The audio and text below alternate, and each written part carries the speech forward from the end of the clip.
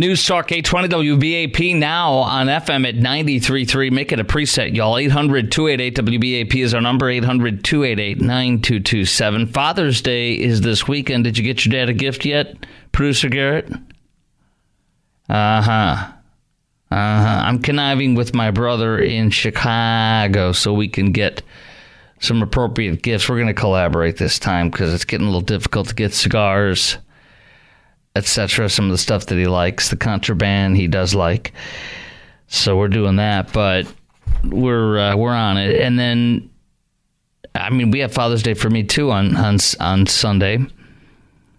And you know, I honestly, you get a certain age and you're like, okay, I mean, yeah, if they want to do something for me, that's great. I don't want to make a big deal out of it. I'll take it. I love getting stuff and getting like, oh, you're so awesome. But, and I love it when finally I'm getting a card. And I want to see what's in there. It may be good. I want a gift certificate or some fat cash in there, por favor. Nonetheless, this brings up how important marriage is and being a father is. And there is a great column, and it's entitled today from Deseret News, What Determines Whether Men Go to College or Prison? And what do you think is the number one determining factor in whether a man grows up to go to college and be a success, even if he doesn't go to college, to grow up and be a productive member of society, successful in his own right? Doesn't mean you have to be wealthy or well off. It just means you are providing, you're self-sustainable, you're not going to jail. The number one factor in all this, according to this new research that this University of Virginia professor and his colleagues in a new study they just did outline, is married father living in the home. Marriage. And he talks about some of these groups that appear to be caring about young men. For example, there's something called the American Institute for Boys and Men, and the head of that, the president, says dads matter. But he refuses to say, and they will not say on the record, because marriage has crumbled so much as a part of our society, to the detriment of all of our children, men and women. But he says this guy from the American Institute for Boys and Men blows smoke up the rump, and he refuses to touch the third rail, which is the truth, which should not be a third rail. He says good fathering can take place in or outside of an intact married home, in or outside of it. There's no residency requirement for good fatherhood. The relationship is what matters. I would say that 120%, but his research, along with a couple of his colleagues from University of Virginia, does not bear that out. What bears it out is, he says, in the real world, boys who reside with their married fathers are much more likely to flourish. And boys who live apart from an intact married family are much more likely to flounder. You have to live in the home with your married father to go to the top with the odds. He says boys who don't reside with their married fathers are more likely to go to prison than graduate from college. How about that?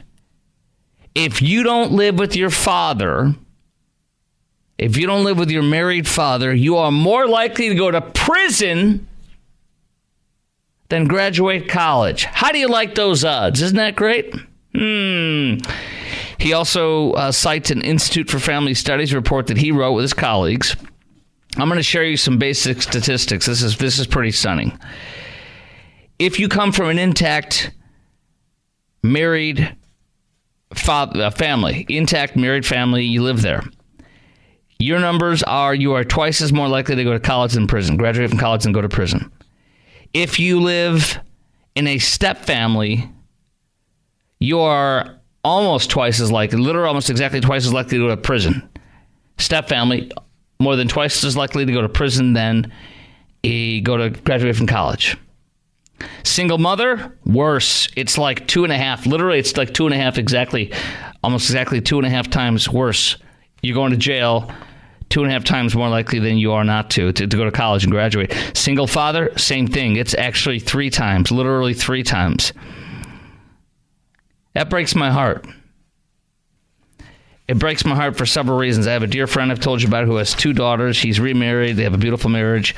But his wife was extremely troubled with chemical dependency, and it was endangering everything. He had to separate and leave the family, so he's remarried, but he raised 2 young girls on his own. And I'm not here to condemn you if this is your situation. I'm here to tell you this is bad as far as the odds. The odds are bad. My question for you before I go into more detail and more information on this, how important do you think fathers are in raising healthy, successful children?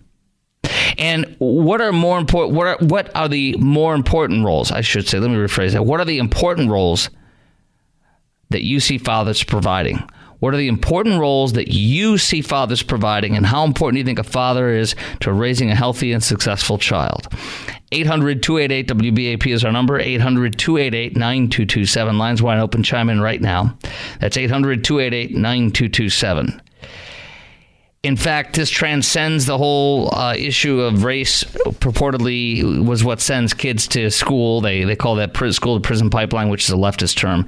He says in his research that parents' marriage seems to matter more for young men than their race when it comes to predicting their odds to end up incarcerated. So that begets the question, and the problem is, do you want to fix the problem, or do you want to pretend like it's everything but the family, the nuclear family? Because the problem is the nuclear family more than anything. You solve that, and then most of your problems are solved. The ACLU talks about all this stuff with schools and sending people off to kicking them out of school and such, allegedly over race, but it's not that. He says the ACLU and their whole stances and their literature and their public statements has nothing to say about the breakdown of the family, the nuclear family, and the married fathers. Nothing. It has become less and less popular over the years for a politician to stand up and say, married fathers in a home, you make the difference. If you love this kid, if you claim to care about this kid, you got to do everything you can to save your marriage if it's in trouble. And I know, because I've been very transparent about this and very open because it's important to share, my wife and I struggled tremendously for 7 years, and we came out on the right side. And this weekend, I'm celebrating on Saturday our 24th wedding anniversary, and on Sunday, Father's Day. And it's amazing. It's amazing, and I am so happy. Nothing's perfect, but we are so much better. We are thriving now more than we ever have in our lives together as a couple. And so if I can do it, through 7 years of difficulty, to say the least, of growth and refusing to let it go and coming together and fixing this. And when the other one doesn't want to, you do it, and you do what's right, and you don't rub it in the other person's face. You just keep going. You lead by example. That's the best way you can save your children. If you care a lot about them and you want them to succeed, this is the way to do it. This whole thing, it's all a lie. Oh, it's this, it's that, it's the color of your skin, it's this, that. No. It's married, 2-parent households. Look at the statistics. He writes on, actually I got some more details I'm going to tell you about this, but young men from non-intact families. What are the stats on that? Young men in step families. How about this one? Adoptive families. That's interesting. I'll tell you about that too. That's coming up next. But my question for you is, how important do you think fathers are in raising healthy, successful children? What are the important roles you see fathers providing? I'm going to give you details on this from my son and even my daughter, and not just for me, for all of us. All right, John in Trophy Club, you have personal experience in this. You're coming up next on the Chris Crock Show. Do not go anywhere, John. Plus your call. We got 4 lines open, 800-288-WBAP, 800-288-9227. This is the Chris Crock Show, News Talk 820 WBAP, and now on FM at 93.3. News Talk 820 WBAP, now on FM at 93.3. Make it a preset, y'all. 800-288-WBAP is our number, 800-288-9227. Father's Day fast approaching. How important do you think fathers are in raising healthy, successful children? What are the most important roles that you see fathers providing? Young men from non-intact families are 56% less likely to graduate from college, but they're a lot more likely to go to prison than they are to go to college and graduate. I've got more stats on that. The adoption stats are almost a wash. It's 27-29. That's very interesting. It's a tremendous thing to do, to adopt. I would never discourage anybody from doing that. Of course, it's an amazing thing. John in Trophy Club, you called in at 800-288-WBAP. You're on 820 AM and now 93.3 FM WBAP. Hi, John. Oh, there you go, John. Sorry, my button wasn't pushed. Go ahead, sir. First off, good job on combing through the stats there. I wanted to say that my daughter's mother and I have we hadn't been together for quite some time, at least 10 years, and come to an agreement to co-parent, and had been pretty successful, and it's been pretty amicable.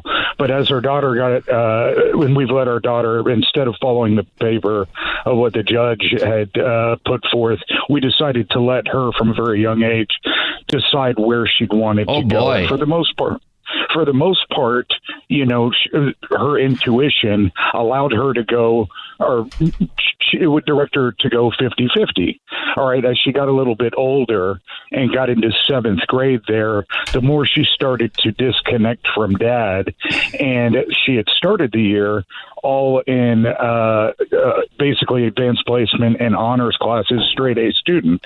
Now, as Dad started to get more out of the equation, and there wasn't a whole heck of a lot that I could do to convince to get Mom to bring her back in there, as I believe that I'm keeping the guardrails and the discipline and the direction and so forth, and the compass as to where she was going to go. Interestingly, by the end of the year, not only did she get suspended from getting in a fight, now she was also part of a nasty bullying situation, but she turned into barely passing and even failing some grades. From honors AP type classes to that, huh?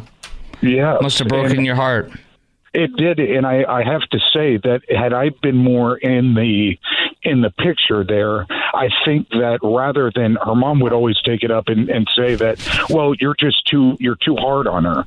Well, no, it's because she needs a little bit of rigid and a little bit of guidance on certain things. Dads provide that discipline. It's got to be proper discipline, not an anger and that stuff. But dads provide that discipline. I did not know this until I had a daughter in the first several years of learning this, when she was, 0, 1, 2, 3, 4, that you are your daughter's first love. Yes. And I had no idea. That creeped me out. I was like, what? But I understand it now. You're her example. You are her example to whom she should date, to how she should be treated by others, and to who she should look for in a husband.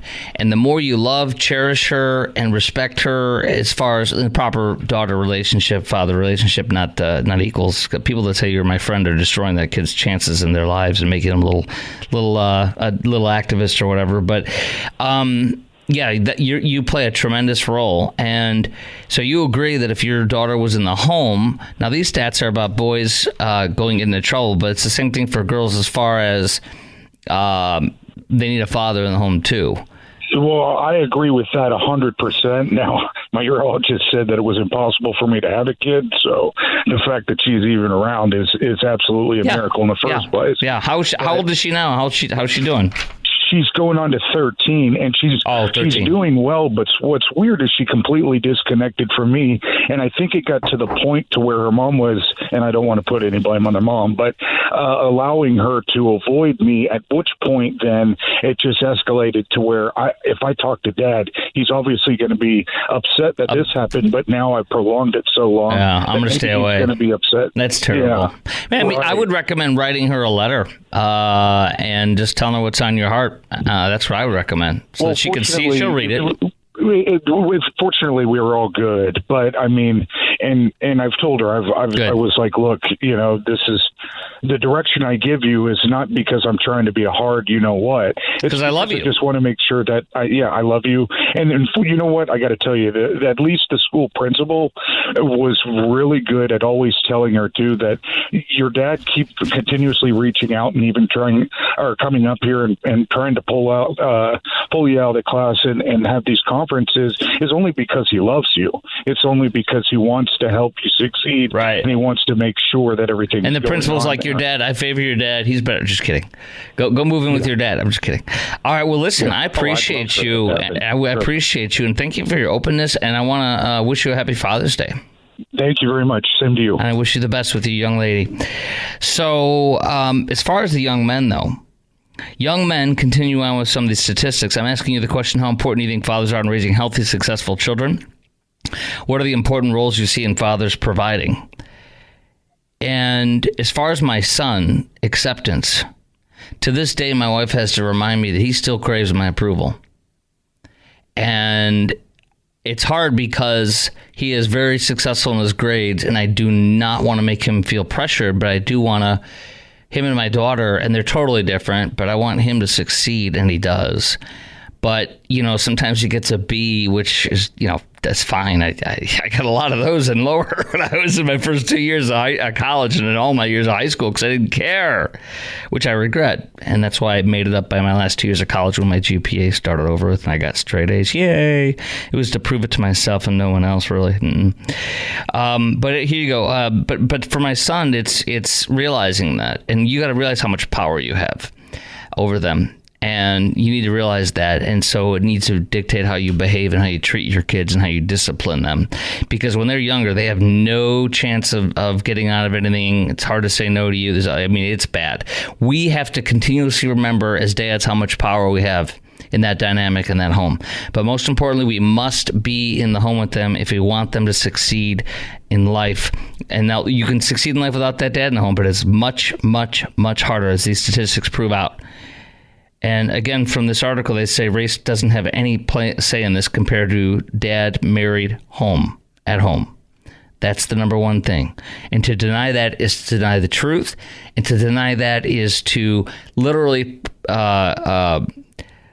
refuse to fix the problem. The number one thing. It is, why would you ignore that? I'd rather be offended and learn and grow and get better than I would be to, not be offended. Young men from non-intact families are 56% less likely to graduate from college. Young men in step families, single mother, single father, adoptive families, much more likely to fail in one of the most profound ways by landing in jail. So this researcher from UVA and professor says as Father's Day approaches, celebrating the men and women who make countless sacrifices to get and stay married. And there you go.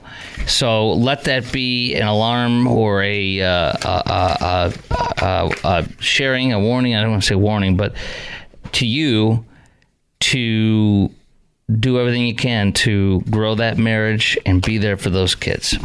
All right, coming up, happy Father's Day. Coming up next, this is going to be great. These are two brand new stories, very related. The dirtiest areas in hotel rooms revealed. All right, that just came out. And then where are the worst areas in your home for germs? And the worst areas in your hotel, and how much of a threat are these germs? Because some people freak out about this. And then I'm gonna quote George Carlin, the great and late comedian, about this too, and how he handled this. All that's coming up next. I can't play. There's too many cuss words. But all that's coming up next on the Chris Crock Show, and I'm just thinking about what he says on News Talk 820 WBAP and now on FM at 93.3.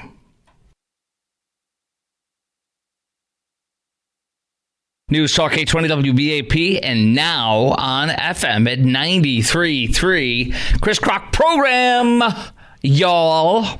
800-288-WBAP is our number, 800-288-9227. Asking you, before we get into the hotel rooms and germs and where the worst places in your house is, we have one more person that wanted to chime in, and I definitely would like to hear this, and I'm told it's a good call, so that's good. No pressure on this gentleman. No pressure whatsoever. Asking how important you think fathers are in raising healthy, successful children as we approach Father's Day, and what are the more important roles you see your fathers providing that you see fathers providing out there. Also, for me, I should say not only acceptance and encouragement and support and believing in your son and such like that. You are a direct role model for how a man should be to your son. And I am so imperfect. That young man is better than I am. He's got more of a generous heart than I do. And to a fault. And I tell him, you know what, it's better to be a sucker to be caring about somebody than it is to be the opposite. I am proud of my young man. All right, let's go to Kenneth in Dallas. I've given him some more time to be don't feel pressured anymore. Kenneth, you're on 820 AM and now 93.3 FM WBAP. Did I pressure you too hard, sir? Are you feeling the heat here? How you doing today, my brother? Good. How are you? It's a pleasure talking to you today, my brother. Let's go talking to you. Hey, Chris, I talked to you once before, my brother. Look here, let me explain something to you, Yes. Chris, as a black man. Yes. As a black man, if, you can't, and I don't know why, as a black man, I don't know about a Hispanic family, a white family, but a black family, if you love your stepkids much as you love the mother, there's going to be a problem, a big problem. Really? You don't wait. If you Yes, love sir. your second wife or your new wife, whatever you want to say, if you love your new wife or your second wife, sorry, more than just as much as you love the stepchild, her biological child, there's going to be a problem. right. Because Okay. If you discipline, Yeah. if you discipline him, you guide him, you protect him. He going to get mad at you and tell you you're not his daddy. Yeah. Okay. Yes. I don't think that's necessarily a black thing to me. I think that's Okay, well- because that's the ultimate line. You're not my dad, right? Right. And you can love that child. And it's sad that we can't love those kids the way we love that woman. Now, if I love her daughter just like I love her or my daughter, then you're gonna have a problem like you must want to molest her or something. Why you showing that kind of interest in a little girl or child? It's because I love that child just Right. like I love her mother. How many I have respect for that. Sorry. Go ahead. I respect that child just as much as I respect mine. See, Chris, I was in a relationship with a woman that brought me home from the deathbed, and her child, 1 but 2 years old, I never will forget. That child said, "I'm never going to leave this bed. I'm never going to leave you, Slab." And I raised that child and come so attached to that child. And that child came so attached to me. Good. They want to know why I love this child the way I love this child, because that's my child. Right. Just like adoptive. Yeah. I mean, just you could Right, say right. if you were adopted, would you want me to love you just as if you were mine? And that's kind of how I think. But of course, you can't reason with a youngin who is going to be bowed up on you and all that. But you know what you can do, Yeah. and I guess I would say my visceral or guttural reaction is what you can do when they refuse and they say, that's creepy or you're not my dad. You can still serve them. And service is a way not serve them like wiping their buttock, cleaning up their messes if they're older, but it's just serving them in a way that is because putting others' needs before yourself is loving somebody. Right. Well, I tried, Chris, let me tell you, bro, I did everything for her sons. I own a business, and I took them out and tried to show them Yes. and guide them and Yes. say, hey, look, this is what you're going to have to Perfect. do You're mentoring. to get a car. This is what you're going to have Perfect. to do to run this business. Yeah. You're going to have to graduate and get me some driving license. Right. You're going to have to go to the military. Well, when I said that, the daddy just went crazy. I can't be telling his kids this. I can't be, making his kids do. I'm not making the kids do nothing. I'm guiding them to do it. That's sad, but that's what It really is. That's the dynamic of what can happen when people have a broken home situation, and they're divorced or whatever. But you keep doing. Are they all older now, or are they still younger? They older, but the baby girl, she's like 12, and she having the mama having a hard time, with her because I'm not in her life, and she's it's hard, but Chris, you have to step back and be strong and give tough love. Yes. You know, even though you miss those kids, even though you love those kids, you have to give them their respect and let them come to you in hope. And I pray that don't nothing happen to them. I pray for all kids. Nothing happen. Right. To them. Absolutely. You know, I want them all to follow me. Go to the military. You know. Yes. But you can't make somebody else kids go to the military. No. But you know what you can do? Let me share one more thing with you. Rick made me a concrete. You know, either you're going to prison or you're going to the military. You're saying military made you concrete, you're saying? No, Rick. You know, Rick used to be on the radio. Our former afternoon host. Yeah, okay. He made you concrete. Right. Okay. He made me a concrete. I mean, either I'm gonna give it to you straight. I'm gonna give it to you hard, whether you like it or not. Yeah. Either you're gonna go to the military. Or you're going to prison. Let me tell you something. Here's another approach that really, I tell you what, nobody could ever refute this approach, okay? And this approach is the best way you can do anything. You share your experience, and you don't tell them what you want them to do, but you say, listen, you're going to make up your mind. I'm not here to tell you what to do, but I'm going to share with you. I'd like to just share with you, you know, what I've done that has worked for me. Or you just say it in a way that, you know, the right thing, but however, the right thing at the wrong time is the wrong thing. So you got to have those moments where it's casual. My daughter's eyes freaking roll at 17, going on 18 later this year. When she even thinks I'm trying to lecture her or whatever, I got like 30 seconds to a minute if I'm lucky 90% of the time, and it better be good. And it better not have a political agenda, or she would like, Dad, I don't want it. She doesn't. So I have to respect that. Can't chase my daughter around, you know, beating her over the head verbally and telling her how you're wrong. You're wrong. I'm right. You know, your friends are doing, you know, no. You know, I mean, I think a lot of parents do that crap. So, you know what it is? That relationship. If you're... there it is right there. It's the heart. There it is right there. You have to win their hearts. You have to win their hearts, know their hearts. You have to sit down at the end of the bed and talk to them. I take my daughter out to her favorite coffee place, which is my favorite coffee place. It's an arm and a freaking leg for the stupid cup of coffee, but it's good. She loves it. They love her over there. So that's our thing to go. I try once a week. It can't always be, but I try. And even at 17. We got the same daddy, Chris. Yes, we do.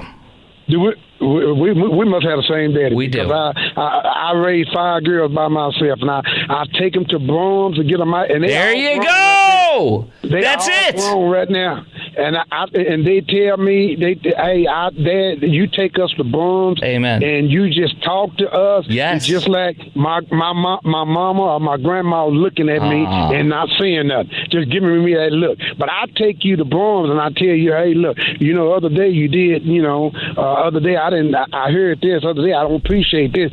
This is what I want you to do, but I'm gonna take you to Brahms and show you that. You know, and you got to go to Brahms, and you got to go there in public. And you got to beat him up quietly. Hey, how dare you? You say under your breath at the table. Shut up and eat your ice cream. I'm just kidding. That's all a joke. You know, but you know, I try to, Chris, I try to take kids, man, and do things like that. You know, like the girl I was with. I take her kids on vacation, and I tell them, you can't get this here unless you have the mindset that you want to have something and be something in One more life. thing. Yes, sir. There's a student that I have kind of befriended or have begun to mentor that I met while I was over in New York last week, and I noticed right away he was dressed up fairly nicely for the event, but his tie was like about a foot too short. It wasn't tied right. And he wasn't making eye contact in the day or two before he started working with me. And eventually he started, I told him, and I gave all these folks, these youngins, my number. They're all, they're in college, but for me, you and me, they're youngins, right? And so they're like the age of my kid. And so I said, hey, you guys are like my kid's age. And I, if you need help, here's my number and here's my card. And he took it up and he worked with me that last night I was there on my show. And then afterwards, he wanted to talk. And I was grateful to sit there with him for an hour or two and help him out in any way I could. And I was grateful. And it reinvigorates you when you pour into others. And one of the things I ended up saying to him once I, realized he could, I said, don't get whatever, but I need to tell you this. You need to look up. You need to look up, look up, look up, look up. You need to keep talking to me. I'm like, don't get mad, but I'm going to keep telling you up, up, up, up, up, up, up, up, up. As he's talking, I just put my hand up here. I wouldn't say anything, but up, up, and he would keep looking up. And he's like, well, I'm shy. And I says, you know what? You go into that interview, they're going to think you have, and I said, don't get offended, but they're going to think you have autism or that you are, on the spectrum or something's wrong with you and that you're going to be some weird hire or is this guy going to shoot the place up if he doesn't like what he gets? Yeah. You got these things. They don't care who you are. They don't care what you're about. You need to have that eye contact. You need to have your tie properly on there. You need to look at your best because you went to one of these and he didn't get it and he was hurt. So anyways, I got to roll. You got to roll. But listen, God bless you, my brother. I know you busy, man. Well, so are you. You're probably busier than me. You own a business. You own a business. Let me tell you something, Chris. Keep your head up, man, and be strong. You too. You too, my friend. Don't cut no corners. You got a microphone to be strong. Be strong as you can be, whether it's with somebody kids or your kids. Be strong, my brother. Kenneth, hugs to you, my friend. Hugs to you. I spent 21 years in the Air Force, and thank you for I've been owning my business for 39 years. Thank you, my brother. Good job. Thank you. And, here's a hat tip and some Brahms for you, my friend. Coming up next on the Chris Crock Show, News Talk 820 WBAP and now on FM at 93.3. Dirtiest areas in hotel rooms revealed, worst areas in your home for germs, and how much do you really need to be worried about in these things? And George Carlin wisdom, all that next on the Chris Crock Show on News Talk 820 WBAP and now on FM at 93.3. 800-288-WBAP is our number, 800-288-9227.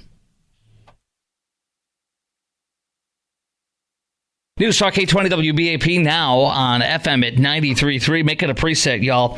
Okay, how much cleaning of hotel rooms do you do after you check into a new room?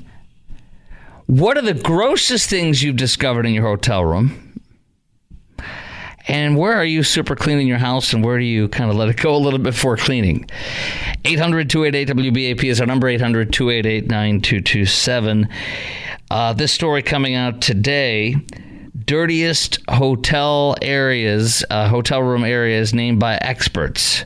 And the list of items that are rarely clean. I have audio we're going to play for you coming up next.